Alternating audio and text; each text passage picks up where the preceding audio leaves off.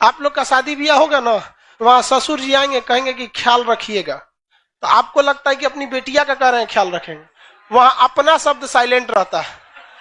दामाद की इज्जत सबसे ज्यादा होती है, क्योंकि उन्हें पता है कि ये इकलौता व्यक्ति है जो उनके घर का तूफान रोक के रखा है। अदर सीबीएसई बोर्ड अमीर लोगों के लिए। कौन गरीब पढ़ता है सीबीएसई में? सीबीएसई अमीर के लिए है। कितना फीस है सीबीएसई बोर्ड का? एक स्कूल है 2500 तुम दिया था, 2500 रुपया मंथली। ये देखो, एक 2500 रुपया एक सस्ता लग रहा है। जितना तू 2500 रुपया देके पढ़ा है ना, हमारे शुरुआत में हम सीबीएसई बोर्ड से थे, बाद में जब हम हिंदी मीडियम में गए तो मेरे स्कूल का फीस 10 रुपया था। अचानक प्रिंसिपल आए थे भानु प्रताप, उनके समय स्कूल का फीस हो गया 30 रुपया। 30 रुपया देके पढ़े इंटर पूरा, 30 रुपया महीना। सरकारी था। कौन जो हो गया छोटकी? बोलो।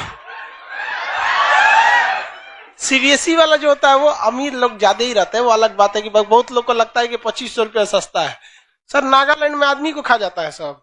नहीं यार, कुछ जनजाति है वहां पे नागालैंड की जो कुत्ता वगैरह को खाते हैं लोग, सारे लोग नहीं खाते। समझ में आ गया कि नागालैंड के सारे लोग नहीं खाते। वहां कुछ खास एरिया है, वहां के लोग क्या करते हैं, कुत्ता वगैरह खा लेते हैं। तो ये मणिपुर समझ में आ रहा है? कौन सा झील है भाई? लोकटक झील। मणिपुर में कौन सा झील? लोकटक। सुभाष चंद्र बोस ने भारत दिल्ली चलो का नारा सिंगापुर से जब सेना लेके बढ़े थे ना, तब मणिपुर के इम्फाल से बोला था, कहाँ चलो? दिल्ली चलो। इसी रास्ते सुभाष चंद्र बोस कहाँ आए थे? भारत में एंट्री मारे थे। मणिपुर, देखिए ये सब जो जगह है सब ये उतने डेवलप नहीं है, अभी अंडर डेवलप है। आप लाइव वाले लड़के जो मणिपुर के होंगे लोग, उन लोग को भी पता है कि भैया जंगल वगैरह है, ज्यादा गवर्नमेंट भी इधर ध्यान नहीं देती है। ये एरिया ना पूर्वोत्तर भारत, ये अंडर डेवलपमेंट है। जबकि इसका अब देखेंगे, ये सिंगापुर है। सिंगापुर, मलेशिया, थाईलैंड, म्यांमार होते हुए अगर यहाँ हम हाईवे लेके चले जाए, इस एरिया तक हाईवे, इससे डबल फायदा होगा। एक चाइना को सरदर्द होगा क्योंकि वो कहता है दक्षिणी चीन सागर मेरा है, उसके मुहाने पे अगर यहाँ चले आते हैं तो सबसे ज्यादा डेवलपमेंट किसको मिलेगा? पूर्वोत्तर के राज्यों को मिलेगा, पूरा इंटरनेशनल रूट निकल जाएगा। दूसरा यहाँ पे देखेंगे वियतनाम हो गया, वियतनाम, कंबोडिया, थाईलैंड से होते हुए यहाँ से भी एक सड़क लेके जा सकते हैं यहाँ पर इस एरिया में।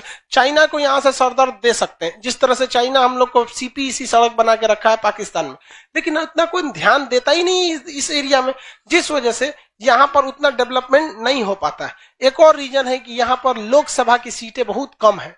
भारत में ओवरऑल में कुछ भी होगा, सबके पीछे मानना रखता है चुनाव।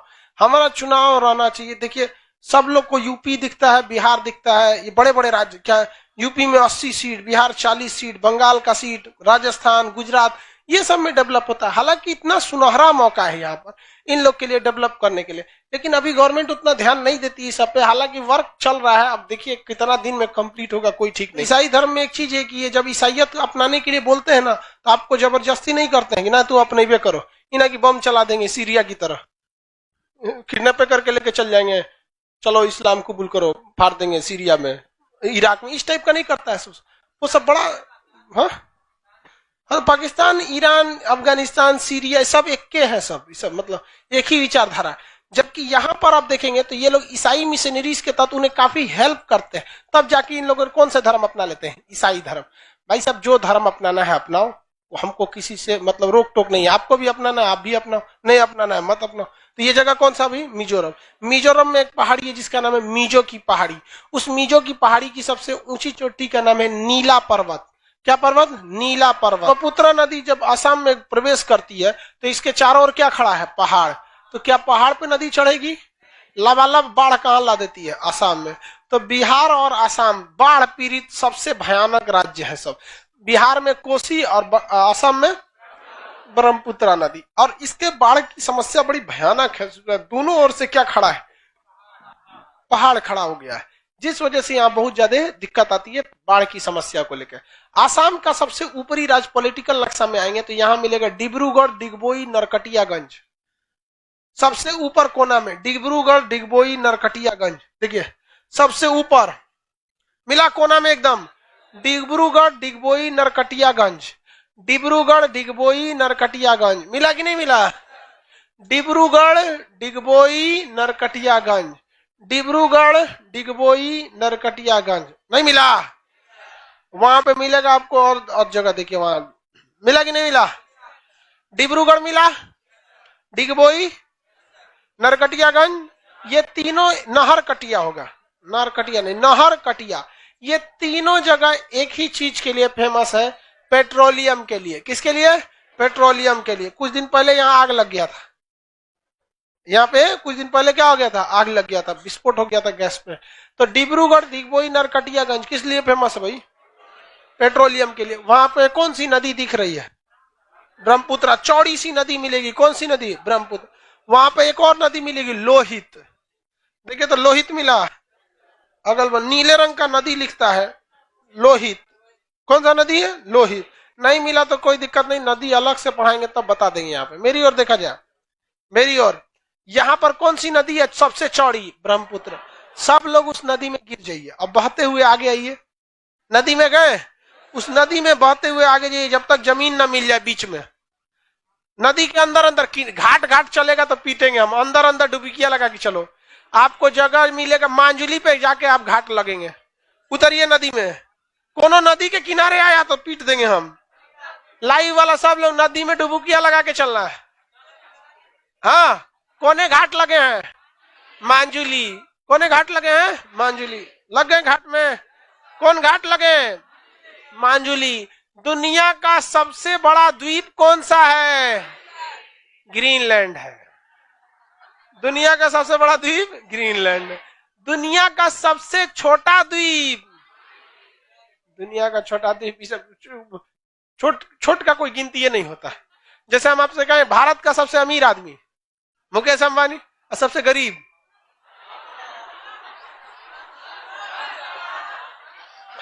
खान सर का बोल रहा है। हम लोग ना, जो प्राप्त है वही पर्याप्त है। अमीर गरीब, गरीब की गिनती नहीं हो पाती है ना, क्योंकि लेवले पता नहीं चलता। ये दुनिया का सबसे बड़ा नदी पर बना हुआ द्वीप है। कैसा द्वीप है? नदी पर बना हुआ। द्वीप को इंग्लिश में आइलैंड कहते हैं। क्या कहते हैं? आइलैंड। आइलैंड में ना एस साइलेंट रहता है। इसको आइसलैंड नहीं पढ़िएगा, आइलैंड। आइसलैंड तो इस तरह लिखाएगा, आइस लिख के लैंड। ये क्या होता है? आइलैंड। इसमें एल एस क्या रहता है? साइलेंट। कभी कभी कुछ कुछ चीजें क्या हो जाती हैं? साइलेंट रहती है, कुछ नहीं बोलते हैं, मतलब उसका मतलब नहीं है साइलेंट। आप लोग का शादी ब्याह होगा ना, तो वहां ससुर जी आएंगे, कहेंगे कि ख्याल रखिएगा, तो आपको लगता है कि अपनी बेटिया का कह रहे हैं ख्याल रखेंगे। वहां अपना शब्द साइलेंट रहता है, मतलब अपना ख्याल रखिएगा जारी है। वहां पे क्या रहता है? कौन सा शब्द साइलेंट रहता है? अपना। हाँ, किसका ख्याल रखने के लिए बोल रहे थे?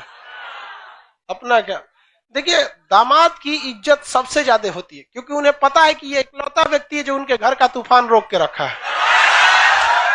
अदरवाइज कोई इज्जत क्यों करेगा? साइलेंट का मतलब समझ में आ गया? आइलैंड में क्या साइलेंट रहता है? आते जाइए तब तक जब तक आप गुवाहाटी के घाटे नहीं लगते। गुवाहाटी या डिसपुर कोनो घाट लग जाइए, नदी के अंदर अंदर बहना है। कौन घाट लगना है? हाँ, कौन घाट लगेंगे? गुवाहाटी में। ये बकलवा, ये तो घाटे नहीं लगा, बांग्लादेश में दह गया।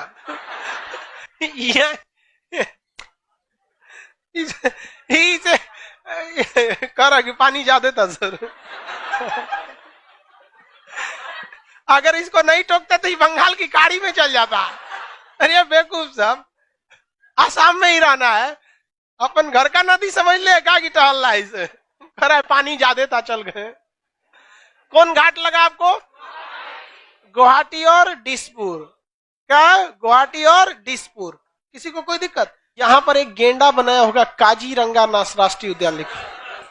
एक सिंग वाला गेंडा मिलते हैं कहां पर? Kaziranga national park. किसमें? Kaziranga national park. एक सिंग वाला गेंडा को राइनोसोरस बोला जाता है। उसके गेंडे का जो दांत, आगे का जो सींग होता है, इसको गैर कानूनी रूप से बेचने में, दवा उद्योग में इसका बहुत ज्यादा काम आता है।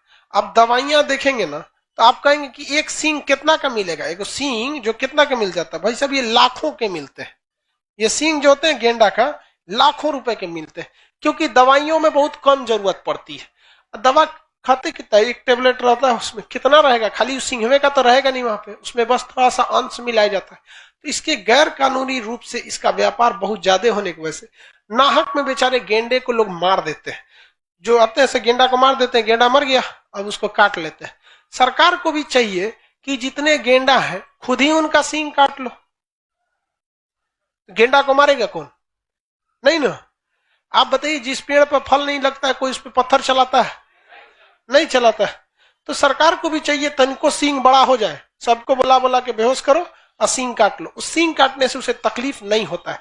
जिस तरह हमें अपने नाखून और बाल काटने से तकलीफ नहीं होता है, उस तरह जानवरों के बाहरी सींग या बाहरी खूर को काट देंगे जो बाहर निकला। अब नाखून में भी कैटेगरी है, वो गोरका नखुनिया काटेंगे तो दर्द करने लगता है, गोरका वाला करिका काटने में दर्द नहीं करता है, नहीं जान जाए यहाँ पे, तो उसमें दर्द नहीं करता। तो भारत सरकार को या गवर्नमेंट को भी ये सोचना चाहिए। लेकिन उनका सींग नेचुरल है भाई साहब, लड़ाई झगड़ा सींग में से करता है सुबह में।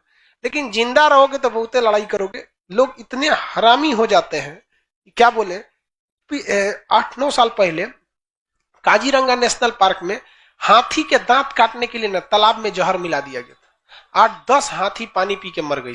और हाथी थोड़ा सा पानी तो पीती नहीं है, दबा के पिए, बेचारे मर गए से उसका दांत काट के लेके चले गए। इंसान जैसा दलिद्र दुनिया में कोई पैदा नहीं हुआ। ये कोरोना वगैरह जो आया है ना, भगवान इसीलिए देते रहता है। लोग पैसे के लिए किसी भी हद तक गिर सकते हैं, गिरने की कोई सीमा ही नहीं रखा गया। बिना मुंह के जानवर को जहर दे के मार दी, कितना बेचारा तकलीफ होता हो। तो गवर्नमेंट को भी ये करना चाहिए भाई साहब, मेरे ख्याल से तो यही उपाय है। अदरवाइज में आप सेफ्टी नहीं दे सकते। पटना से बड़ा है वो जगह, जंगल है, उसमें से कहीं छुपे रहते हैं, मार के चले जाते हैं, कितना को रखेंगे। और सरकारी नौकरी रिश्वत के लिए ही बनाई गई है। कौन सा सरकारी डिपार्टमेंट है जहां रिश्वत नहीं चलता है? सेना बचा कुचा था, अभी देखे सीबीआई जांच लगी भर्ती पे, सुन रहे होंगे आप लोग न्यूज। एक तो लेफ्टिनेंट कर्नल रैंक के अधिकारी को सेना सीबीआई जांच हो गई, पैसा लेके भर्ती कर रहे भाई। कम से कम तो ये बड़ी गड़बड़ हो जाता है। एक सिंह वाला गेंडा कहां पे? काजीरंगा। वापस आइए आप, असम की राजधानी दिसपुर आ गए। कहाँ है दिसपुर? दिसपुर आ गए। दिसपुर से ऐसे कोना में देखिएगा ऊपर भूटान की ओर मानस राष्ट्रीय उद्यान लिखा होगा। कोना में देखिएगा मानस राष्ट्रीय उद्यान लिखा है। कौन सा राष्ट्रीय उद्यान है भाई? मानस। मिल गया। हाथियों के लिए फेमस है, बाघ और हाथी यहाँ मानस में रहते हैं। राष्ट्रीय उद्यान में बाघ और हाथी। इस राष्ट्रीय उद्यान में, राष्ट्रीय उद्यान, जीव मंडल, रिजर्व, इस सब में कुछ अंतर होता है। ये जब पढ़ाएंगे तब आपको इस बारे में बताएंगे। ये शहर कौन सा है? सिलचर। सिलचर से सड़क जाती है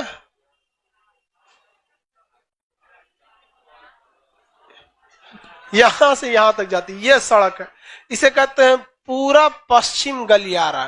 पूरा पश्चिम गलियारा, बहुत चौड़ा सड़क होता है गलियारा। पूरा पश्चिम कॉरिडोर, ईस्ट वेस्ट कॉरिडोर। कहां से खुलती है ये? सिलचर से। स्टार्ट कहां से होती है? सिलचर। जाती कहां तक? पोरबंदर, गुजरात के पोरबंदर तक। गुजरात के पोरबंदर और सिलचर के बीच जो सड़क है उसका नाम क्या है? East west corridor. East west corridor. ऐसे एक तो श्रीनगर से कन्याकुमारी है, उसका नाम है उत्तर दक्षिण गलियारा। श्रीनगर से कन्याकुमारी है, उसका नाम क्या है? उत्तर दक्षिण गलियारा। यहाँ पर यहाँ पर ये तो समझ में आ गया आप लोग को, इसमें कोई दिक्कत नहीं है। कहां से?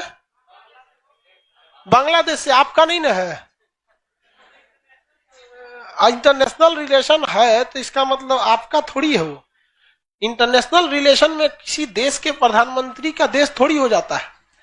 नरेंद्र मोदी क्या हमारा नेशनल रिलेशन भूटान से अच्छा है, तो क्या मोदी जी एगो सड़क दे देंगे भूटान को कि चल जाओ कलकत्ता बंदरगाह से एगो सड़क लेके चल जाओ? नहीं ना जा सकते हैं। अपनी एक सोवर्निटी होती है। सरकार को भी डिसीजंस परमिशन से लेने पड़ते हैं। ऐसा नहीं है कि आप प्रधानमंत्री हैं तो कुछ भी कर दीजिए, संसद चिल्लाने लगेगी वहां विधेयक वापस लेना पड़ जाएगा। ऐसे जबरदस्ती नहीं ले सकते ना। यहाँ श्रीनगर से सड़क जाती है कहां तक में? कन्याकुमारी तक। नाम क्या है इसका? उत्तर दक्षिण गलियारा। कौन सा? उत्तर दक्षिण। और ये कौन सा है? पूरा पश्चिम गलियारा। ये दोनों एक दूसरे को झांसी में काट देते हैं। उत्तर प्रदेश के कहां पर? झांसी। उत्तर प्रदेश के कहां पर? झांसी में काट देते हैं। खूब लड़ी मर्दानी वो तो झांसी वाली रानी थी, बहुत बहादुर थी। जब वो वीर गति यानी शहीद हो गई थी, फिर भी अंग्रेजों को डर लगता था जाने के बाद। उन लोग को लगता था कहीं लेटी होगी नखड़ा बना के। उठ के काटिए देखिए आप। लेकिन कुछ लोग मिल गए थे भारत में, खास करके यहाँ सिंधिया घराना, ग्वालियर के पास जो सिंधिया घराना था वहां पे, ये अंग्रेजों का सबसे ज्यादा साथ दिया था। इस वजह से हम लोग उतना नहीं जीत पाए। ये जगह कौन सा है? कन्याकुमारी। कौन सा जगह है? कन्याकुमारी से एक ट्रेन खुलती है, नाम है विवेक एक्सप्रेस। क्या नाम है? विवेक एक्सप्रेस। ये विवेक एक्सप्रेस कहां जाती है? डिब्रूगढ़। भारत में सबसे लंबी दूरी तय करने वाली ट्रेन विवेक एक्सप्रेस किसके नाम पर है? स्वामी विवेकानंद के नाम। ममता बनर्जी जब रेल मंत्री हुआ करती थी तो उन्होंने इस ट्रेन को क्या किया था? चलाया था। ममता बनर्जी यूपीए के काल में, पॉलिटी में यूपीए की सरकार और एनडीए की सरकार, यूपीए 1 यूपीए 2 पॉलिटी में पढ़ा दिए हैं, जो पढ़ लिए हैं, नहीं तो नया बैच होली बाद रहेगा उसमें पढ़ाएंगे। तो विवेक एक्सप्रेस कहां से खुलती है? डिब्रूगढ़ से। कहां जाती है? कन्याकुमारी तक। भारत की सबसे लंबी दूरी तय करने वाली ट्रेन विवेक एक्सप्रेस। उससे पहले एक ट्रेन जाती थी जिसका नाम था हिम सागर एक्सप्रेस। हिम मतलब बर्फ, सागर मतलब समुद्र। हिम सागर एक्सप्रेस जम्मू तवी से कन्याकुमारी। कहां तक जाती थी? जम्मू तवी से कन्याकुमारी। अभी कौन जाती है? विवेक एक्सप्रेस। किसी को कोई समस्या, कोई दिक्कत नहीं? पूर्वोत्तर भारत में इनका डेवलपमेंट उतना ज्यादा नहीं है। आगे बढ़ जाए। आज शाम 6 बजे से वर्ल्ड मैप चालू होगा, आप अपने भैया भाभी लोग को इन्फॉर्म कर देंगे।